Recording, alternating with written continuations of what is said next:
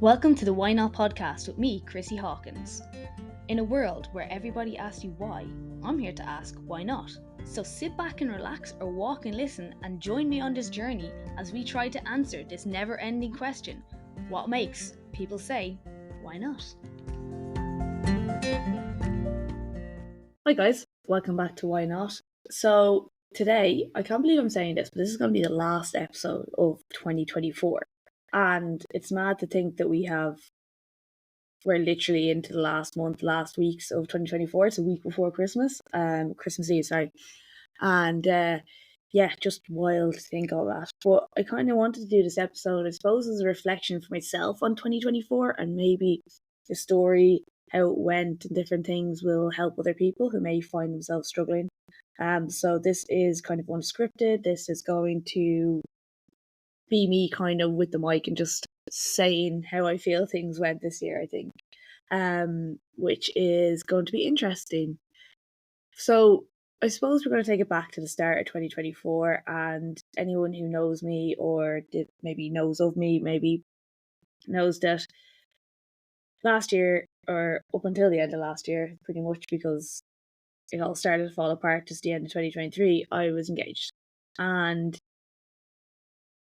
about 2 weeks into January, he made the decision that we should not be together anymore. It wasn't working. And at the time, I thought my whole world was crashing down around me.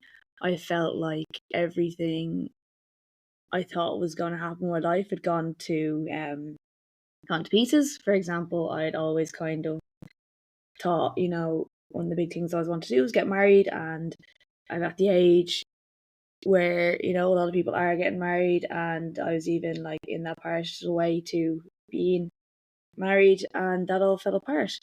And it was crazy because it really felt like everything was ending. My whole future had crumbled. The plans were just completely gone out the window.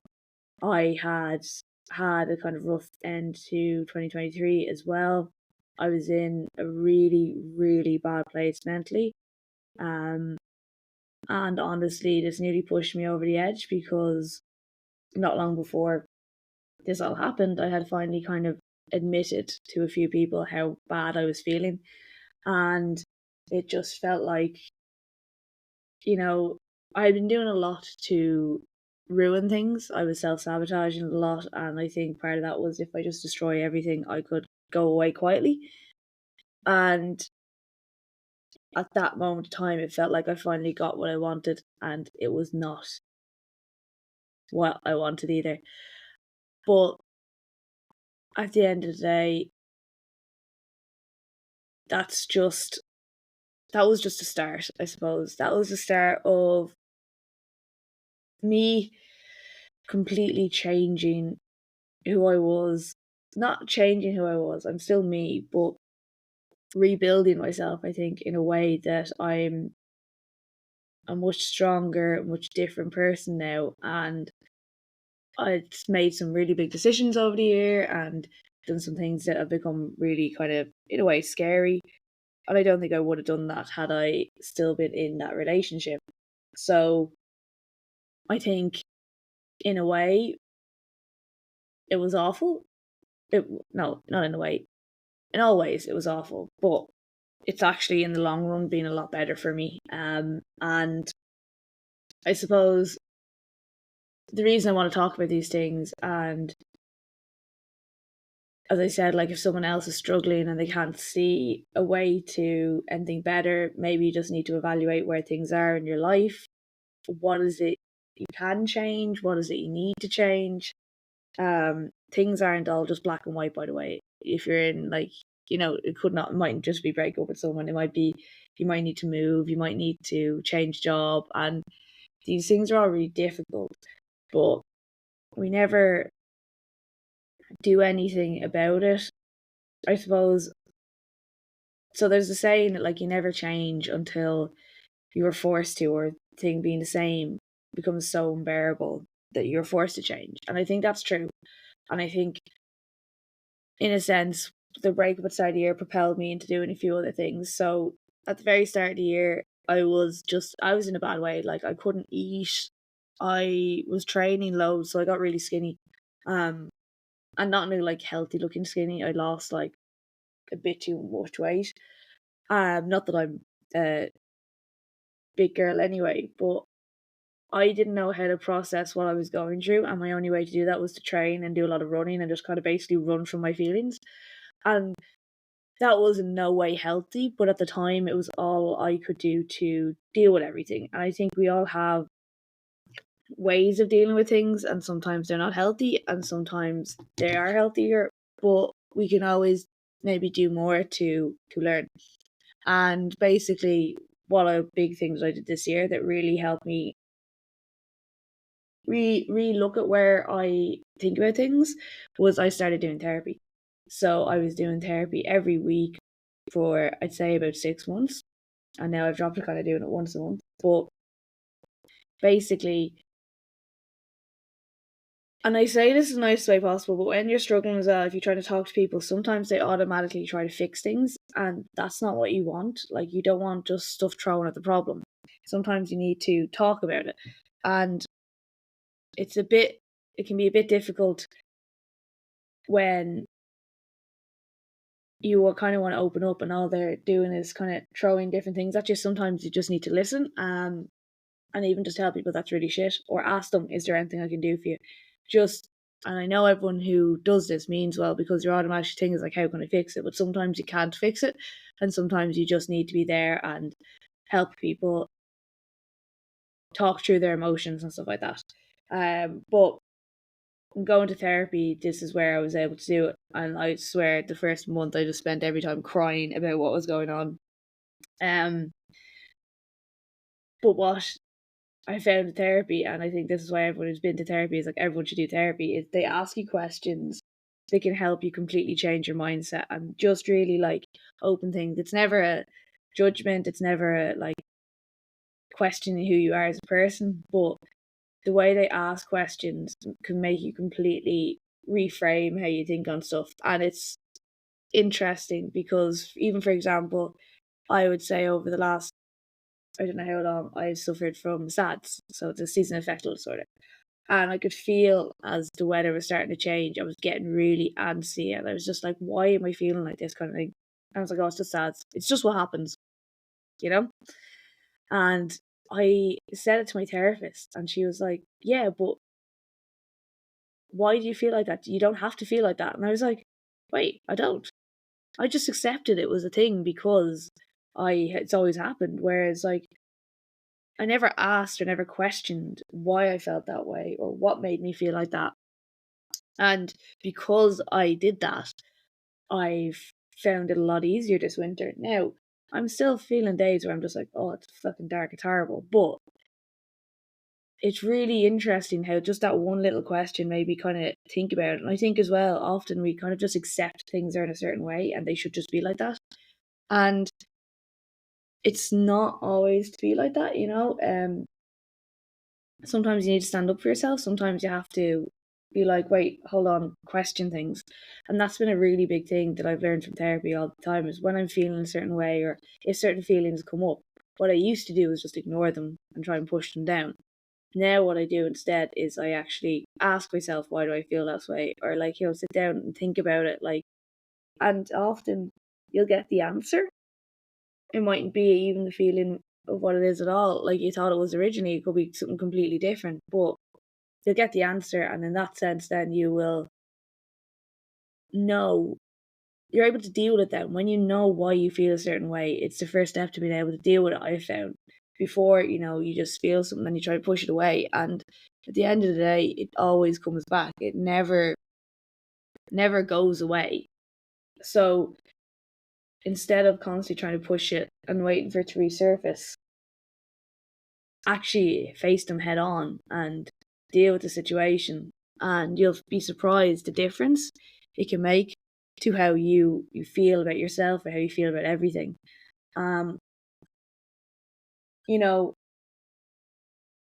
I also found over this year I've learned a lot better to how to be alone. So to the fact that, like, I live on my own now, and it was really really difficult for the first part living here alone, because this is where I've only ever lived in this place with my ex, and it was almost like a reminder the whole time that I was, of the life that we could have had by being here. However, I kept going, kept trundling on through, I suppose. And over time, I got, like, obviously all the stuff was removed, and there's different things here now, and it's a bit more like my stuff now, and that helps as well with things. But getting used to being on my own a lot, like, and now I would be someone who is, I would say, introverted. But I'm always kind of wanted to be friends with people or trying to be in with people, and not really knowing how. And even this year, I would say I've lost a lot of friends as well because of the breakup, and that is as much on me and as much on them, because neither of us reach out. I've decided in this season of my life, I'm not putting all the effort to chase people. So if people talk to me, I'll come to them, or I will call to them if I think so. But I'm not going to chase up friendships where the people are not putting in the effort on my side as well. So in a sense that, like, I will do everything for my friends, but if I know that I'm not getting the same back, I'm not going to bother anymore either. So that has led to a few people, me not speaking to them anymore. And I don't hold any resentment for that. It's just I've made that decision for me, and I think it's worth doing. If you want to fight for the friendship, that's fine. But if they don't want to be friends with you, that's okay too. And that was something that I always, like, very much struggled with. I still do. Like, I always feel like, if what's wrong with me? So people don't like me. Why don't people don't like me? And it has been a struggle for me over the years, and it still is. But now I'm kind of like trying to be in that place where, if you don't like me, fine, you do you, I'll do me. Um, and that kind of leads me to getting used to, I suppose, as I said, I've kind of gotten used to being on my own a good bit. I have made the decision to stay home sometimes, and that's been like, and sit in on my own, and it's been really, really enjoyable. And before, I would have always had, I think, fierce FOMO. I'd feel like I should be doing something. Why am I not doing something? Why don't I have anyone to look for? Whereas I've now gotten comfortable with being like, I don't want to do anything today.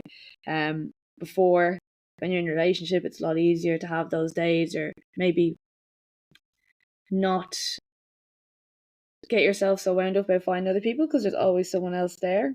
But when you're on your own, it's nice to kind of get used to your own company. And I've been able to get through a lot of things on my own this year, which I think was quite good. Like, some big decisions, some big impacts. Like, a few months ago, I lost Nippy, and pretty much through all of that, I was over and back to the vet. I was looking after him. I was doing everything on my own, and excuse me, I kind of felt like, even when it came to, like, grieving him and everything, when he passed away, I spent a lot of time on my own, just kind of crying.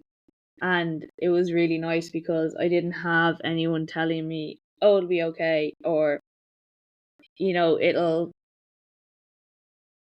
you can do this, or you can do this, and blah blah blah, and no, you were a good owner, or whatever. Like, I didn't have that, and it was actually good because that way I could actually grieve myself. And I really liked that. I didn't feel like I was alone and isolated. I felt like I was able to go through it and feel all the feelings myself. And I cried a lot when I lost him.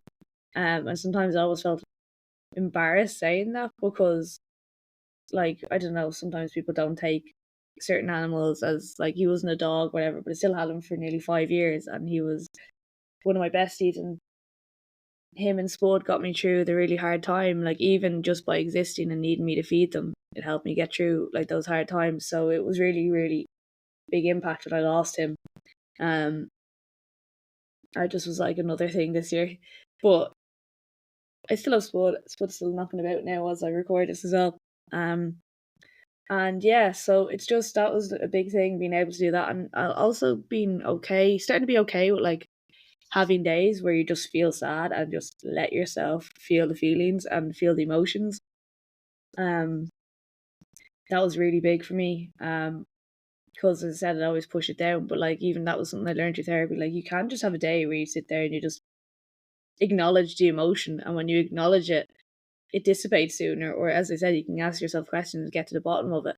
And sometimes you are just sad. I think that was one thing as well, getting to a point where you accept that emotions fluctuate. So you have good days, you have bad days, and that's normal. As opposed to like before, if I wasn't feeling good and theoretically things were going well for me, or they should have been going well for me, I was like, what's wrong with me? Why is there a problem with me? Why am I the problem?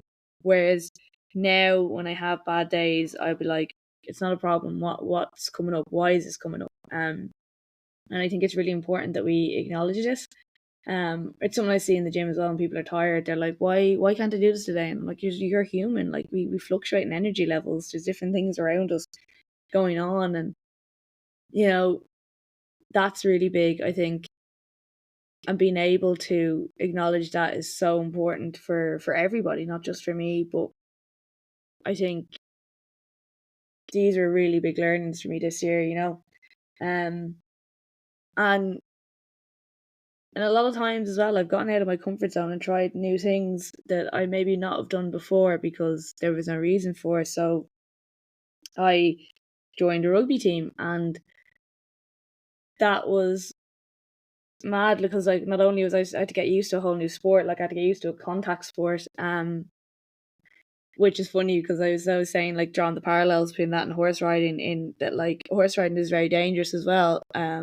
But in horse riding, like you try not to end up on the floor at all costs. Whereas in rugby, you have to learn how to actually actively try to take out someone or basically run into this kind of like people taking you out as well. So that took me a while, but also there was a skill level involved in things like passing and catching the ball, and I'm still nowhere near as good as I could be. But again, I'm only new to the sport, so that's normal. But it was funny, even like I've been part of that, like, playing for about 4 months, or, training and playing for about 4 or 5 months. And I remember I realized something the other day. So like struggling with catching and stuff like that is new. We did at the start of the season, we did one day we were doing practicing catching high balls, and we were all over the place, and trying to catch them was just not happening. All the new players. But last week we did like kicking practice, and like that we'd catch the ball. Now they weren't coming up really high and down low again, but there was that. I suppose, how do you call it? The ball's coming up from the air basically, as opposed to them just coming straight to us. And the reactions to catch the balls and coming at different angles, because we were kicking all over the place as well, was, I just realised like how much of improvement I've made in those couple of months in comparison to remembering that day before. And it's interesting because you kind of, as you're going along, you don't notice these things, but now I could see, okay, we're much better at this whole catching thing. And you have these things when you're new to something as well, where you're like, oh, I you feel self-conscious when you make mistakes, I think. And like, why can't I do this? And your brain wants to do it, but your body hasn't known, you haven't learned the coordination. And then out of the blue one day you'll have a moment where you're like, oh, there's an improvement there. And that was really, really really good for me. I thought I just felt really good after that. Like, we got to play the kick in a bit, which was fun. And then also I realized that I had improved my skills, and it was just a simple kicking exercise that made me realize that how much I've come on in the last couple of months. So it's really, really exciting to see these things, and it's really easy to miss these things if you aren't really paying attention like that. If you're just constantly moving to the next thing, you won't notice this. And one thing about that as well was going into that, joining the rugby team. I didn't know anybody. Now, I'd met one. The reason I went, the person who invited me down was from tag, so I knew her, and I actually recognised one or two that played tag in the summer. But that was literally it. I had never met any of these people. It was absolutely terrifying. I was going into a sport with a team that have loads of experience, and I'm a newbie. And all of the scary, scary things there were. And what I found is I have met a lot of people who have become friends, are really, really nice people. and they couldn't do anything like to not help. Like, they loved helping you learn. Like, yes, you're frustrated when you make mistakes, but for the most part, they were very, very, because they've all been there before, very welcoming, very helpful. Like, we will, ask, like, get us to ask questions, get us to, you know, do everything basically to help you progress, because it's a team environment. And then also just really nice people, and getting to know new people. And this was something just completely out of my comfort zone, being an introvert, and pushing myself to not only do a sport that, well, I felt like I knew everything about, but when you actually go to play, it's completely different. But that, and also getting, when knowing no one is like such a really big step for me. And there's been a lot of me having to do that over this year, making big steps, making big ideas, going it alone, and it's been amazing to do. So I don't think there's been any scenario where kind of going it on my own and has actually worked out badly. And trying new things. And I think that's really the biggest takeaway that I have from this year, is that just like go and give it a go, basically, is the best way of describing it, because you never know what's going to happen. And the opposite is true as well. If you don't give it a go, like, you won't know what could happen. But they have that saying as well: people, when they talk about their regrets, it's never about things they did do, it's normally things they didn't do, they wanted to do.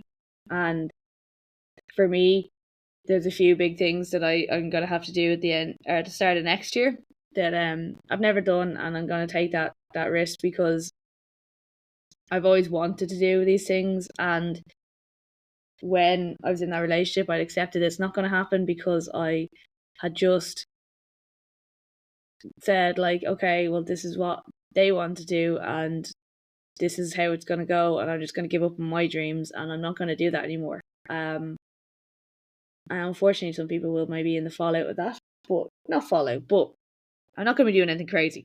But it's just interesting coming out on the other end here, and I'm like, I can do this stuff myself. I don't need to wait for other people. And I think that's been a really big thing, is learning how to do things without having to wait for other people, learning how to be comfortable with making my own decisions and going on my own. And it's been a wild ride. I'm actually really excited coming into 2025 to see where it goes. And it's can only get better, I think. And it's may seem like maybe this is a bit of a ramble, maybe this has made no sense to anyone, but I think if you are struggling, if you're not in therapy, try therapy. If you are in therapy, maybe talk through it with your therapist, but really do those things that scare you. Do those things that, like, listen to your gut if things are feeling like there's something needs to change. Figure out what that is and go for it. It's absolutely terrifying. You will feel sick, you will question your decisions, you will worry about how it's all going to go, and that's all completely normal, but it's completely okay, and it will be okay. Unless you're doing something like planning a murder, don't do that. But if it doesn't, if you're not scared, you're not making big bold moves. Don't be afraid to put yourself out there. You're a great person, and people deserve to know that. So do put yourself out there. Be a like the best version of you. Be the version of you want to be. Don't be the version of you feel like you have to be for certain reasons. You deserve to have happiness and do what you want, and do how you want.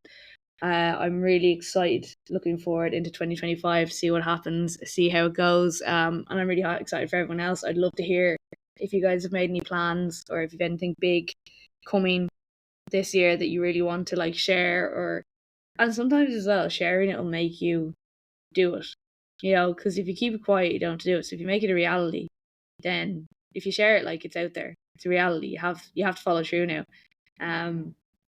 Which is interesting and fun and scary and all of the above. But I hope anyone listening found this helpful. I hope maybe it gives you something to think about. Maybe you will change your plans or change ideas. But if you can, I highly recommend therapy. It can really help you get out of a rut. And don't be afraid to change things up if you do feel like you're in a rut. So with that, I'm going to leave you guys. I hope, as I said, this was helpful. And if you want to find me, I am on TikTok and Instagram. So TikTok is at Chrissy Hawkins. Sorry, no, that's not my TikTok. Sorry. On TikTok, it's at Strong in the Saddle, all one word. On Instagram, it's at Strong in the Saddle with an underscore at the end because someone got that name first. And you will find my website is www.chrissyhawkins.com. So, hope you guys enjoy the rest of 2024. Have a great Christmas, have a great New Year's, and I will see you all or listen to you all. You will hear me all back in 2025.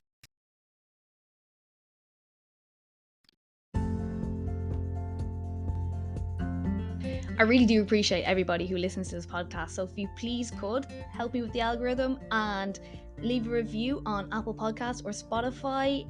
And even, if you want to reach out and suggest topics for me, I'd be delighted to hear from you. Drop me a DM on Instagram or TikTok. And thanks again for listening.